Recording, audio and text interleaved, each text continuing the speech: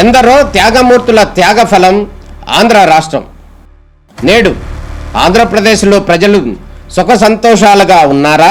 ప్రస్తుతం ప్రజల మధ్య ఉన్న కులాల కుంపట్లు ఎవరి కోసం? చంద్రయాన్ రాకెట్ యుగంలో కూడా వర్ణ విభేదాలు దేనికి సంకేతాలు? రాజకీయ పార్టీల నేతలు ఏం చెప్తున్నారు? నేటి కాలంలో ప్రపంచాన్ని శాసించే మన యువత మేధాశక్తి ఏం కోరుకుంటుంది? తెలుసుకోవాలంటే ఆంధ్ర యువగలం. ప్రజల మాటే మా నోట.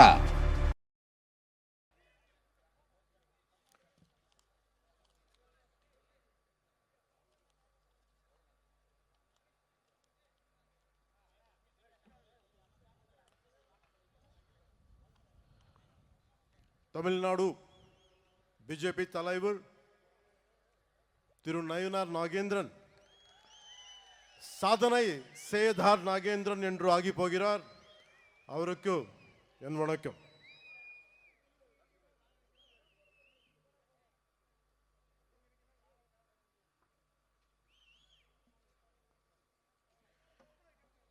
இங்கு கூடியிருக்கும் சன்னியாசிகள், குருமார்கள், மதாதிபதிகள், ஜீயர்கள் அனைவரையும் எவது சிரம் தாழ்த்தி தலை வணங்குகிறேன்.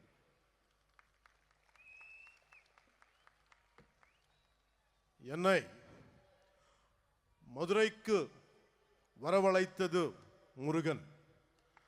அந்த வெற்றிவேல் முருகனுக்கு என்னை வளர்த்தது முருகன். அந்த வீரவேல் முருகனுக்கு எனக்கு துணிச்சல் தந்தது முருகன். அந்த சூரவேல் முருகனுக்கு, மதுரைக்கும் முருகனுக்கும் நெருக்கம் அதிகம். முருகனின் முதல் அறுபடை வீடும் கடைசி அறுபடை வீடும் மதுரையில் தான் உள்ளன. மதுரை என்பது மீனாட்சி அம்மன் பட்டினம். மீனாட்சி அம்மன் தாய் பார்வதியின் அம்சம். எனவே முருகனின் தாயாரும் மதுரையில் தான் உள்ளார். முருகனின் தந்தை சிவபெருமான் முதல் சங்கத்துக்கு தலைமை ஏற்று மதுரையில் தான் இருந்தார். எனவே இந்த மதுரையில் தாயமே இருக்கிறார், தந்தியும் இருக்கிறார், மகனும் இருக்கிறார். அப்படின்னா மதுரை மக்கள் எத்தனை புண்ணியம் பண்ணி இருக்க வேண்டும். அந்த புண்ணியத்தின் விளைவாக பசும்பொன் முத்துராமலிங்க தேவர் அவதரித்தார். தென் தமிழ்நாட்டின் மாபெரும் தலைவர் பசும்பொன் முத்துராமலிங்க தேவர் முருகனின் அவதாரமாக கருதப்படுகிறார். அவர் சிலைக்கு அருகே மயிலும் வைக்கப்பட்ட உள்ளது. தேவர் மூலம் மனித உறவில் முருகன் வாழ்ந்தார். அந்த பசும்பொன் முத்துராமலிங்க தேவரை தாழ் பணிந்து வணங்குகிறேன்.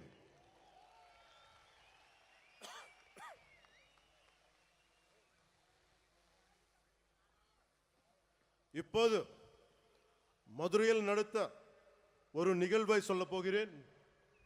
இன்று மீனாட்சி அம்மன் கோயிலுக்கு போறோம், அருளை பெருக்கிறோம், குங்குமம் பெருக்கிறோம், பிரசாதம் கிடைக்கிறது. ஆனால் இந்த தலைமுறைக்கு தெரியாத ஒரு விஷயத்தை சொல்ல போகிறேன். ஒரு காலத்தில் மதுரையே இருண்டு கிடந்தது. நமக்கு ஒளி கொடுக்கும் மீனாட்சி அம்மன் கோயிலில் ஒளி இல்லை. நமக்கு சிந்தூர் கொடுக்கும் மீனாட்சி அம்மன் கோயிலில் சிந்தூர் கொடுக்க ஆள் இல்லை. எந்த ஒளிப்பாடும் இல்லை. கோயில் நொறுங்கி போய் இருந்தது. ஏன் தெரியுமா? 14ஆம் நூற்றாண்டு தொடக்கத்தில் மதுரையை மாலிக் கஃபூர் லூட் பண்ணினான். அதன் பிறகு 60 வருஷங்களுக்கு மீனாட்சி அம்மன் கோவிலில் விளக்கு இல்லை.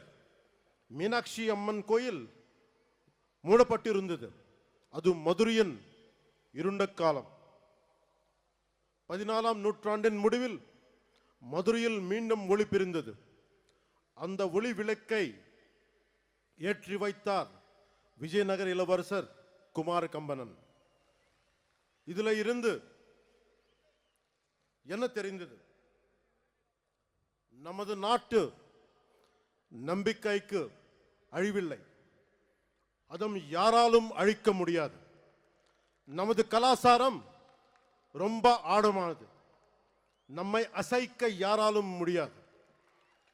கன்னியாகுமரியிலிருந்து காஷ்மீர் வரை நமது அறம் ஆழமாக இருந்தது, அது இன்றும் ஆழமாக இருக்கிறது, இனியும் ஆழமாக இருக்கும்.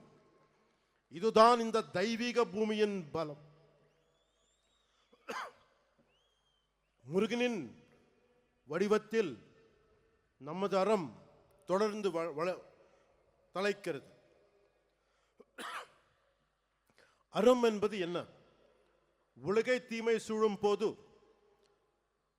அதை அறுப்பது அறம், எல்லோரையும் சமமாக பார்ப்பது அறம், தீவர்களை செய்வது அறம், தீவர்களை வதம் செய்வது அறம். அதன் பெயரே புரட்சி, அது செய்பவரே புரட்சி தலைவர். எனவே உலகின் முதல் புரட்சி தலைவர் முருகன் பெருமாள். நம்ம எல்லோரும் இங்க வந்தது ஒரே ஒரு கடவுளுக்காக, புரட்சி தலைவர் முருக பெருமானுக்காக, உலகின் முதல் புரட்சி தலைவருக்காக. அநீதியை அழித்ததால் அவர் புரட்சி தலைவர், சமமாக நடித்தியதால் அவர் புரட்சி தலைவர். அந்த வெற்றிவேல் முருகனுக்கு, அந்த வீரவேல் முருகனுக்கு, அந்த சுரவேல் முருகனுக்கு.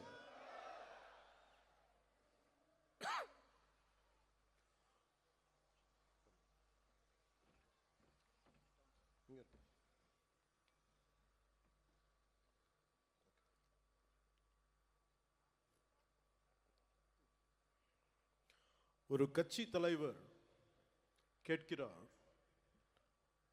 முருகன் மாநாட்டும் ஏன் தமிழ்நாட்டில் நடத்துகிறீர்கள்? யூபியில் குஜராத்தில் நடத்த வேண்டியது தானே என்று கேட்கிறார். இதன் மூலம் பிரிவினை செய்ய பார்க்கிறார். இது போல் சில கேட்கிறார்கள். இன்று முருகை நோக்கி கேட்கிறார்கள், நாளை சிவபெருமானை பார்த்து கேட்கலாம், அம்மனை பார்த்து கேட்கலாம். இந்த சிந்தனை மிக மிக ஆபத்தானது. அதை பற்றி சொல்கிறேன். இந்த சிந்தனை ரொம்ப காலமா இருந்தது, அதை பற்றி சொல்கிறேன்.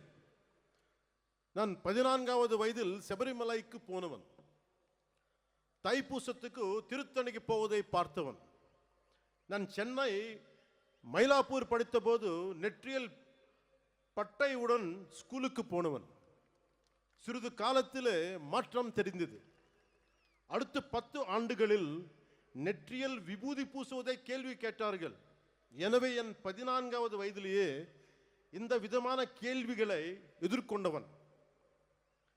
எல்லோருக்கும் இந்த எக்ஸ்பீரியன்ஸ் இருக்கும், அதை நாம் பெருத்துப்படுத்தவில்லை. காரணம், நம் இந்துக்கள் செக்குலரிஸ்ட்.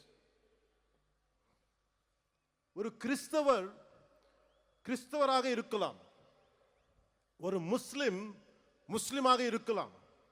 ஆனால் ஒரு ஹிந்துவாக இருந்தாலே இவர்களுக்கு பிரச்சனை. ஒருவன் ஹிந்துவாக இருந்துவிட்டால் அவன் மதவாதி. இதுதான் இவர்களது போலீஸ் செக்குலரிசம். என் நம்பிக்கையை கொண்டாட எனக்கு உரிமை உள்ளது, அதை கேட்க நீங்கள் யார்? உங்கள் நம்பிக்கையை நாங்கள் கேள்வி கேட்கவில்லை. அதே நாகரிகத்தை நீங்கள் கடைபிடியுங்கள். என் மதத்துக்கு மரியாதையை கொடுக்கு விட்டாலும் பரவாயில்லை, அவமரியாதையை செய்யாதீர்கள். முருகனை பற்றி கேள்வி கேட்கும் நீங்கள் அரேபியாவில் இருந்து வந்த மதங்கள் பற்றி இதே கேள்வியை நீங்க கேட்க முடியுமா?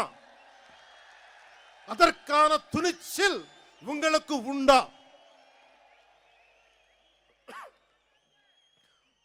அதனால சொல்ற, சீண்டி பார்க்காதீர்கள்,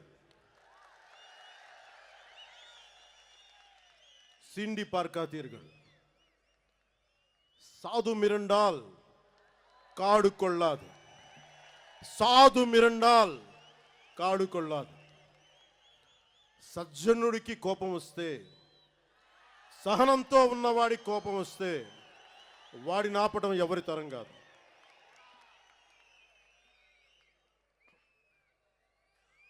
முருகன் தமிழ் கடவுள். ஆனால் அவர் எல்லா இடத்திலும் பறந்து இருக்கிறார். வட இந்தியாவில் கார்த்திகேயராக, ஆந்திராவிலும் கர்நாடகத்திலும் சுப்பிரமணியராக, தமிழ்நாட்டில் முருகராக இருக்கிறார். முருகப்பெருமான்